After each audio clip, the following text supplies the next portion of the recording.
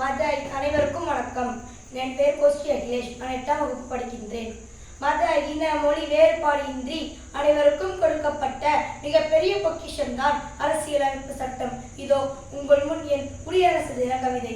தலைப்பு: அடிமை சங்கிலியை உடைத்தவர்கள்.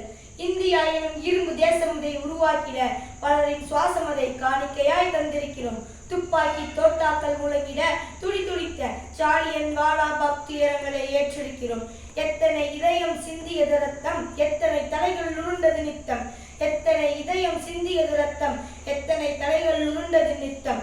சிறையில் வாழ்ந்ததுதான் எத்தனை பேர், சிறையில் வீழ்ந்ததுதான் எத்தனை பேர். சிறை வாசத்தால் சிதைக்கப்பட்ட உயிர்கள் வெறும் உயிர்கள் மட்டுமல்ல. சிறைவாசத்தால் சிதைக்கப்பட்ட உயிர்கள் வெறும் உயிர்கள் மட்டுமல்ல, அது தலை சிறந்த விடுதலை பயிர்கள்.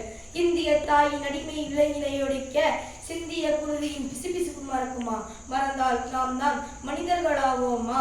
பாரத தாயின் பாதம் பணிந்து தலைவர்களின் தியாகம் பிளந்து விடுதலை பெற்றது நம் தாய்நாடு. ஆங்கிலேயர்களிடமிருந்து அகிம்சையின் மரவழியில் நாம் பெற்றிட்ட வெற்றி வாகைத்தான் சாதி மதம் இனம் மொழி கடந்து ஒற்றுமையில் சிறந்து இதோ உயர பறந்து வானழைக்கிறது நம் தேசிய கொடி. வல்லர சாதனை என்பது வெறும் வாயினில் மட்டும் வாசம் செய்தலாகாது. நன்னெறிகளை வாழ்வில் நிறுத்தி நல்லற சமைக்க முயற்சிப்போம். கம்பத்தில் ஏறிய கொடிதனை பாரினில் கம்பன் கவிகள் போல் உயரச் செய்வோம். கம்பத்தில் ஏறிய கொடிதனை பாரினில் கம்பன் கவிகள் போல் உயரச் செய்வோம். நம் குடியுரிமை பெறுவதற்காய் தன் குருதியையும் தேகத்தினையும் அர்ப்பணம் செய்தவர்களை நினைவு கூறும் நாள் மட்டுமல்ல இது. நம் குடியுரிமை பெறுவதற்காய் தன் குருதியையும் தேகத்தினையும் அர்ப்பணம் செய்தவர்களை நினைவு கூறும் நாள் மட்டுமல்ல இது. அரும்பாடுபட்டு நாம் பெறாவிட்டாலும்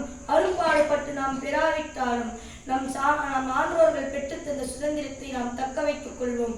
அரும்பாடுபட்டு நாம் பெறாவிட்டாலும் நம் ஆன்றோர்கள் பெற்றுத்தந்த சுதந்திரத்தை நாம் தக்க வைத்துக் கொள்வோம்.